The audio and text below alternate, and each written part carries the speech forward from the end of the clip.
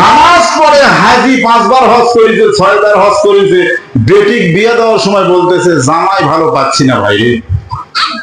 বুঝলেন না? জামাই ভালো বলে খুঁজে পাচ্ছে না। ঘটক বলতেছে কি ব্যাপার হাজি সাহেব, আপনি জামাই পাচ্ছেন আর কথা হলো? আমার কাছে 5-6টা জামাইয়ের খোঁজ আছে, আপনি কোনটা চয়েস করবেন, চলেন আমার সাথে। হাজি বলতেছে যাবো পরে, আগে আগে বলো যে কোনটা কি চাকরি করে। হাজি বলতেছে আগে কোনটা কি চাকরি করে এটা বলো।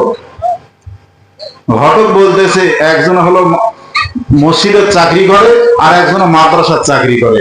হাজি বলতেছে ওগুলোর দরকার নাই, আর্মি বিটিআর ভালো ভালো 30-40-এর উপর বেতন পায়, এরকম জামাই পালে বিয়ে দেব। আপনারা বলেন তো, এরকম জামাই দেখে কি আল্লাহর রাসূলের হাদিসে আর কোরআনে বিয়ে দেওয়া লাগে কোনো জায়গায় লেখা আছে?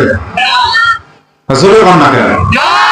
কিন্তু 5 ওয়াক্ত নামাজ পড়ে হাজি, ছোট থেকে নামাজ পড়ে হজ করলো 6 বার, আর বেটিক বিয়ে দেওয়ার সময় খালি লোক ভাই যে জামাই চাকরির বেতন কেমন পায়।